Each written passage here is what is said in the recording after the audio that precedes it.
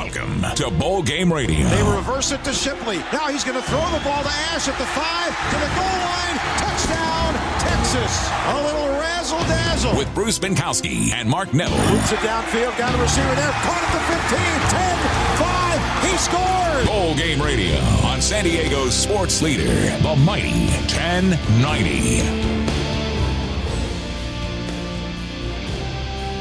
And welcome once again to Bowl Game Radio. I'm Bruce Binkowski along with Mark Neville. This is our final show of 2013 as the bowl games are upon us. Yeah, we're right there at it now. The games are just a few days away. Lots of activity taking place, gearing up for the two big games. And with this show, we like to get you behind the scenes, and we're going to do that again this week. We're pleased to be bringing on board our 2013 president of the two San Diego Bowl games, Bill Geppert. We're also going to talk with Mighty 1090's coach John Quintera about the two matchups. And we're going to bring in Catherine Lamander. We're going to talk a little parade. The Port of San Diego Big Bay Balloon Parade. But presented by San Diego County Credit Union, of course. First we'll be talking about the San Diego County Credit Union Poinsettia Bowl. That's Thursday, December 26th at Qualcomm Stadium, a 6:30 kickoff. Northern Illinois, the Huskies taking on Utah State. And then Monday, December the 30th, the National University Holiday Bowl, 7:15 kickoff at Qualcomm Stadium, Arizona State and Texas Tech. And before we bring in our first guest, we'd like to remind you to like us on each of our Facebook pages and follow us on Twitter at Poinsettia Bowl and at Holiday Bowl Games. So now, Bruce, we're going to bring in the boss. All right, the boss, Bill Geppert, the president of the San Diego Bowl Game Association, the guy that we have to answer to. Bill, thanks for joining us on the final episode of Bowl Game Radio for 2013. What a privilege to be on the show with Bruce and Mark from Bowl Game Radio. Thank you very much, guys. We are the Bowl Boys. We are. That's what Lee Hamilton coined that phrase, the Bowl Boys. So I heard him say that. So you're joined by the Bowl Boys here. So, Bill, we're almost there. We're almost to the games. It's been quite a ride. Kind of give us your input on what it's been like for you as the president of the San Diego Bowl Game Association this year. Well, I have to say it's been a tremendous privilege and pleasure. It's one of those things that I'll probably always remember. It's been an eventful year. It's been an interesting year, not without its challenges, but we've ended up with such terrific matchups in both bowl games. Just really looking forward to it. Leading our 200 Redcoats through the year has been just a lot of fun. And, Bill, this is a ton of work that goes into play here to put these two bowl games on. And as a president, and we'd like to get our listeners behind the scenes a little bit, tell us about a few of the trips that you went on representing the bowl games. Well, I had the good fortune to go to the Pac-12 game last weekend, which was Arizona State playing Stanford for the Pac-12 championship game, and that was very interesting. A lot of the bowls were there. Had an opportunity to meet with Larry Scott, who's the director of Pac-12, and really get to know the other bowls and what they're dealing with. And of course, we were all on pins and needles trying to, match up who was going to win and which match, who was going to select which team, and certainly that was all very intriguing and an exciting part of it. And of course, during the year, we have our selection committee that meets regularly during the season, and the anticipation and the speculation of which teams are going to win and what matchups and which teams ultimately would we be able to invite to our bowl is really one of the highlights of the entire year.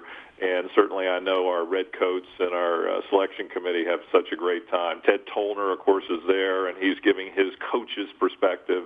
And it's just really one of the most fun and exciting parts of it. And to end up with ASU and Texas Tech and Northern Illinois and Utah State is just a home run for us, and we're just very excited about it. This is Bruce Binkowski along with Mark Neville. You're listening to Bowl Game Radio, and our guest this segment is Bill Geppert, the president of the San Diego Bowl Game Association. Bill, you mentioned the selection process, because I don't think people realize that it's not just as simple as saying these two teams are in the game. There's so much that goes into it, and as you know, on Selection Sunday, we still weren't sure who was going to be in our games this year. No, we weren't. And then, of course, we had the added issue of the San Diego State in the Mountain West. Were they going to be selected into a bowl?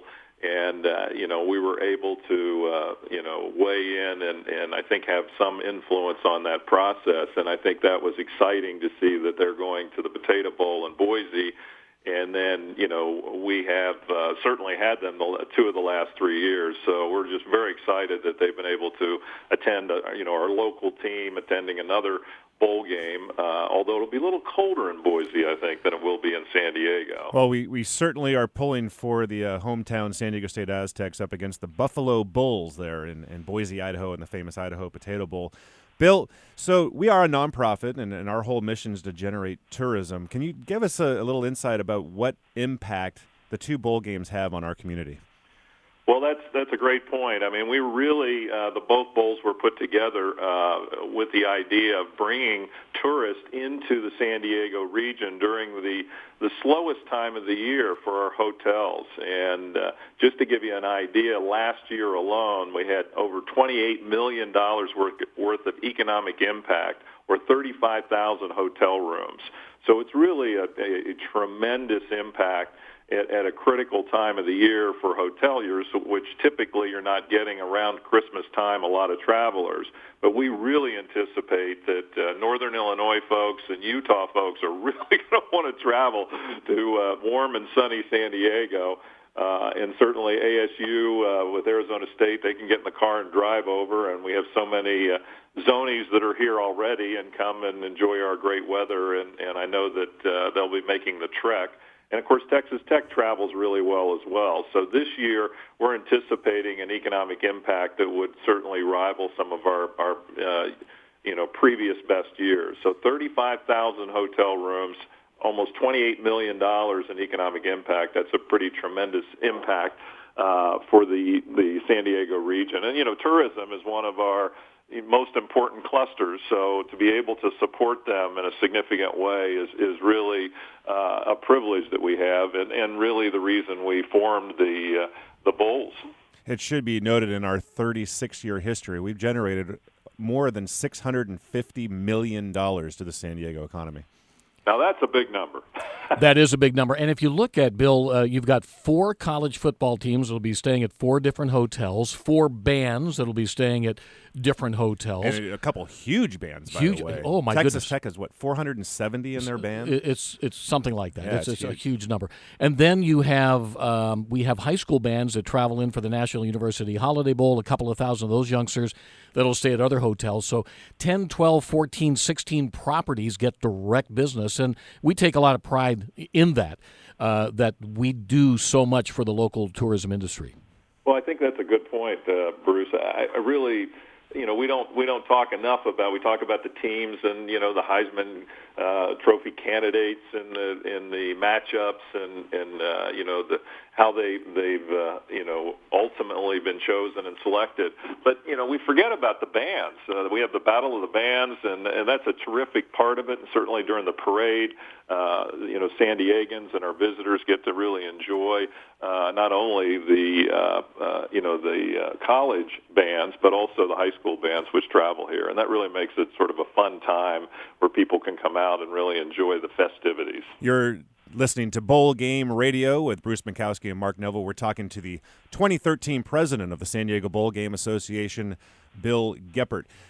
Bill, as we've talked, there's a lot of volunteer effort that goes into producing these bowl games, but there's also some corporate support here locally in particular, and we're very fortunate to have San Diego County Credit Union, the longtime title sponsor of the Poinsettia Bowl game, and now we've brought in National University as the title sponsor of the Holiday Bowl. Can you tell us the importance of having those two as our title sponsors?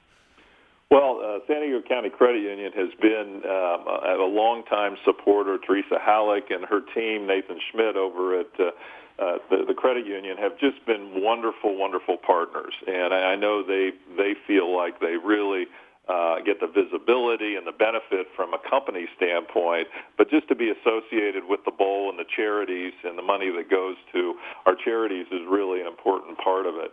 And this year, our new title sponsor, National University, with Dr. Michael Cunningham, the chancellor of National University, we are really delighted to have their team. And I have to tell you, every event I go to, someone from National University will come up to me who works there and talks endlessly about how excited and supportive they are about the Holiday Bowl. And I know it's going to be a terrific partnership, and we're really looking forward to having them. But it really is an important part of that because it enabled us to put the games on.